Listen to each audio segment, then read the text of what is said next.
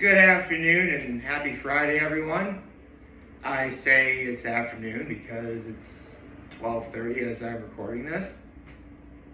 I'll just say that yesterday was just really exhausting, and the rain really didn't help. So, yeah, my low is I'm starting this video late today. My high is, dude, it's Halloween. It's happy Halloween, everybody. It's awesome. It's always nice to see everyone dressing up in costumes and stuff like that. And what's really cool is it's Friday. Like, little kids can actually afford to stay up late to go trick-or-treating and stuff. And not have to worry about school the next day. Or, you know, if you're an adult, you can stay up late and do whatever, I guess. But it really is cool that Halloween's on a Friday this year. And next year, Halloween's going to be on a Saturday. Oh, that's going to be awesome. So, Halloween's on a Friday this year. It's going to be on a Saturday next year. And the year after, it's going to be on a Sunday. And on top of all that, in 2028, Halloween will be on a Tuesday because it's a leap year. So, yeah. Actually, that reminds me. Hold on. 2029, Halloween will be on a Wednesday. 23rd. Oh, no. Next year will be the last time Halloween's going to be on a Saturday for like a decade. Holy cow. I just figured that out. Yeah, I think, and let's not worry about that now. Let's just be happy that today is Halloween. It's awesome that it's Halloween. I love this holiday. Can't wait to see everyone dressed up in costumes, eating candy and stuff like that. It's going to be a lot of fun. I do kind of have one idea as to what I want to be for Halloween this year, but I'm kind of debating as to whether or not I actually want to do it. I'll figure it out later. For now, let's get to my, actually my low is the fact that I already said my low and my high prior to my act of kindness. My act of kindness was I did someone a favor yesterday. A very important favor. And I feel happy that I did. Now then, let's go over a couple of things. First and foremost, I wound up being correct. That's the first Thursday I've been correct about an NFL pick I made. So yeah, so the Ravens won, making my pick for week 9, week 9, 1-0. That's really cool. So yeah. Honestly, I knew the Ravens would win. The Ravens have had the Dolphins number for the last couple of years now, whenever they played each other. Yeah. Oh goodness me, am I tired. Let's stay for a second. Right. Let me double save this. Yeah, so my computer mouse doesn't work anymore, so I gotta get a new one.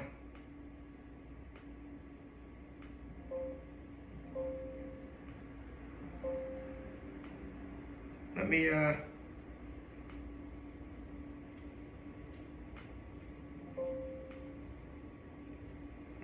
let me double save it. Let me save it one more time because I'm really nervous. It didn't work the first time. Okay, here we go. Now, yesterday we had a Hot Ones episode featuring Rose Byrne. And just like I speculated on a Tuesday as I looked it up, obviously I looked it up as I was doing the reaction on Tuesday, but for those who didn't see that, it's very clear that Rose Byrne is promoting her new movie, If I Had Legs, I'd Kick You, which, in this movie, Rose Byrne plays a character that's, unraveling, which was actually the first question that Sean brought up, because when Sam Rockwell was on Hot Ones, he mentioned that when you play a character drunk, you should be sober when you do it, because drunk people have no idea how, confident they are or what it is they're doing. So, and in the case of Rose Byrne's character on if I had legs, I'd kick you. That was the mentality. You got to be you got to act as if you know, you're still like, obviously you're acting, but you gotta be aware of everything going on around you, if that makes sense. They talked about the process with changing her process with like the camera being directly in her face in like a lot of scenes in the movie, which, I mean, some directors do that for their movies, some don't. And talking about how incredibly immersive it is. Let's see, it talked about making people laugh with her acting and how she's been obsessed with that terrain that stands between, you know, acting and comedy, stating that Julia Louis-Dreyfus is one of her idols. And actually, that's where she said because I mentioned the other day, on First We Feast Instagram, they'll show like a hint for the guest is going to be before they reveal who the guest is. And it was here that Rose Byrne said, a funny actor isn't always a funny person, and a funny person isn't always a funny actor. It's like, because like some comedians can be like really serious, or some, serious people can be incredibly funny. So yeah, it's like, again, squares and rectangles. Squares and rectangles. I think that's how it works. For those alcohol aficionados, it's tequila and mezcal. Tequila and mezcal. Now then, they talked about practical aesthetics, like acting technique and how it can be applied to any genre. Like doing a writer, playing a writer-driven character, and, you know, like what's on the page is whatever the actor's doing. That's really cool. They talked about the creepiest prop that she's ever worked with, which one of the people she worked with on Insidious, there was a guy dressed up as a demon. So that's really cool. Actually, you know what? Shout out to all the people out there that make like practical aesthetics and, you know, like live action, like all practical stuff. I mean, don't get me wrong. That's not to say that CG's bad, not at all. In fact, it's actually done a lot of great things that you'd never be able to do for practical effects. But there is a warmth to seeing, you know, movies that use, you know, practical aesthetics in real life scenarios. A great example of this is actually Captain America: The Winter Soldier. If you haven't seen it, well, first of all, if you haven't seen that movie, what are you doing? But also, like, the Russo brothers who directed that movie, like kept everything like real. Like, they hardly use any CGI, if any, which is crazy. But there's a warmth to it. Actually, another really great, you know what, since it's Halloween, another really great movie that does practical effects, the Evil Dead trilogy. Oh God, yeah. The Evil Dead movies were far ahead of their time in terms of how to use practical effects. Sam Raimi, was it Robert Tapper, and Bruce Campbell knew how to make movies back then. Okay, so let's see.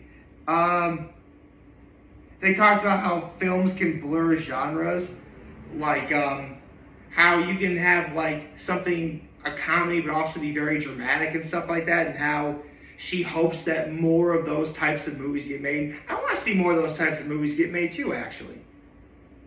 I mean, listen, we've all heard the joke, you know, there's like only 5 different stories and they've all been told 1,000,000 times. While elements of that are kind of true, you know, over time you need to be able to evolve and adapt to whatever your audience is enjoying. Like, savor those moments, you know? Let's see, they talked about,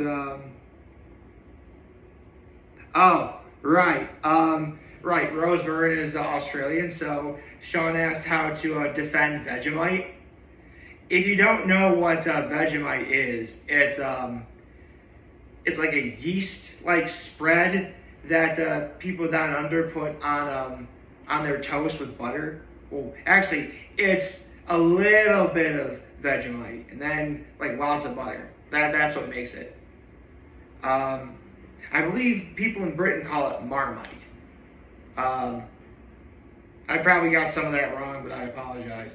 Let's see. Talked about her favorite Kylie Minogue song, which is Better the Devil You Know. Her favorite Judy Davis movie to watch is Joanna Armstrong's My Brilliant Career.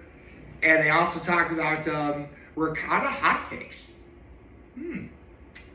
Hotcakes made out of ricotta. That is fascinating. I mean, technically, if you know what you're doing, you can really make pancakes out of virtually anything. So I guess it doesn't surprise me. But ricotta, of all things. I mean, the only thing I really know about ricotta is, like, that's what my mom uses to make her lasagna.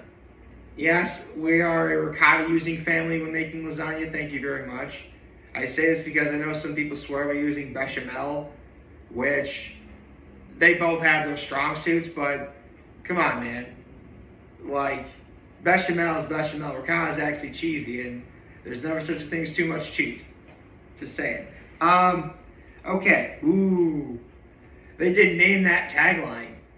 And she actually got a lot of her movies right. She got Insidious right. She got Bridesmaids right. She got Neighbors right.